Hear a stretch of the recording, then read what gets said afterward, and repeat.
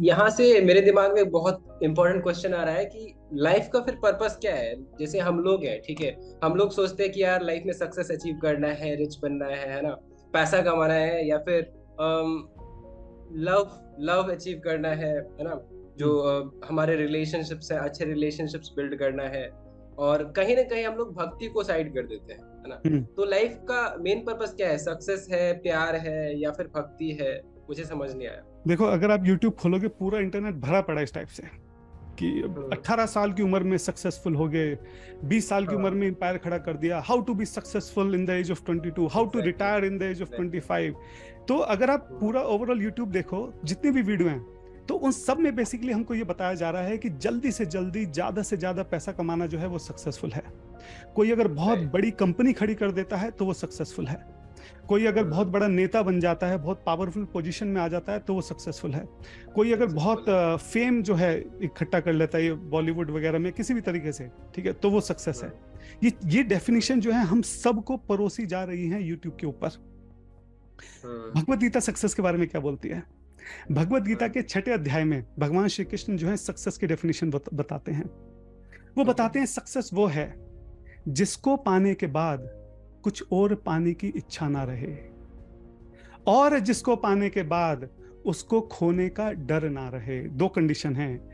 एक पहली कंडीशन है कि जो मैंने पाया वो इतना फुलफिल्ड हो, इतना सेटिस्फैक्टरी हो कि अब और कुछ भी पाने की मेरी इच्छा ना हो, ऐसा लगे कि बस हो गया, मिल गया जो मिलना था, अब और कुछ नहीं चाहिए मुझे। दूसरी बात, उसको खोने का डर ना हो, मतलब वो कभी भी किसी भी तरीके से मेरे से खोए ना। अब आप दोबारा से YouTube की उन वीडियोस पे जाओ और देखो, क्या उनमें से कोई भी ऐसी चीज है जिसको पाने के बाद और पाने की इच्छा न रहे? क्या ये संभव है कि मैंने इतना पैसा कमा लिया कि और पैसे कमाने की इच्छा न रहे? क्या ये संभव है कि मैं इतना पावरफुल बन गया कि और पावरफुल बनने की इच्छा न रहे? क्या ये संभव है कि मैंने इतना फेम कमा लिया कि और फेम कमाने की इच्छा न रहे? ठीक है, कुछ भी चीज, क्या ये ऐसा तो संभव है? नहीं है। आप जितना कमाओगे उतना ज्यादा और जो है क्रेविंग बढ़ेगी कि और ज्यादा चाहिए, और ज्यादा पैसा चाहिए, और ज्यादा फेम चाहिए। तो जो क्रेविंग है ये राइट। अनएंडिंग है, कभी भी सेटिस्फेक्शन नहीं मिलती है। दूसरी बात, जो भी आपको मिला है हमेशा वो खोने का डर रहता है। आपको पैसा मिला है, हमने बड़े बड़े करोड़पतियों को सड़क पे आते देखा है। सत्यम कंपनी का हम जानते हैं, कितने सारे उदाहरण हैं हमारे हाँ। सामने।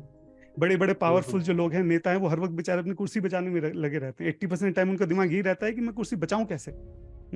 जो फेम है उसमें हमेशा ये जो एक कंपटीशन चलता रहता है, एक ये इंफीरियोरिटी कॉम्प्लेक्स कहीं ना कहीं रहता है कि मुझे प्रॉपर फुटेज नहीं मिला, ठीक है, जितना मिलना चाहिए था। हमेशा ये रहता है कि मुझे और चाहिए, और जो है उसको खोने का डर रहता है।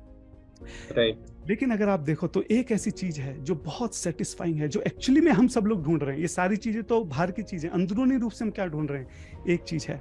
और वो एक चीज है कि हम प्यार ढूंढ रहे हैं, हम प्रेम ढूंढ रहे हैं। हम्म। एक्चुअली में अगर आप थोड़ा सा थॉटफुल हो ना, तो जो भी ये सारी चीजें हैं, पैसा, पोजीशन, प्रेस्टीज, फेम वगैरह जो भी है, इसके पीछे अगर आप समझने की कोशिश करो, तो अंडरलाइन अगर आप जाओ, तो इंसान प्यार चाहता है। वो क्या चाहता है कि चाहता लोग है? मुझसे राइट। प्यार करें कि मैं कितना पावरफुल हूँ, लोग मुझसे प्यार करें कि मेरे पास कितना पैसा है। हाँ? अच्छा, अब इस प्यार को थोड़ा सा और यहाँ पे पोस्टमार्टम करते हैं प्यार का, ठीक है।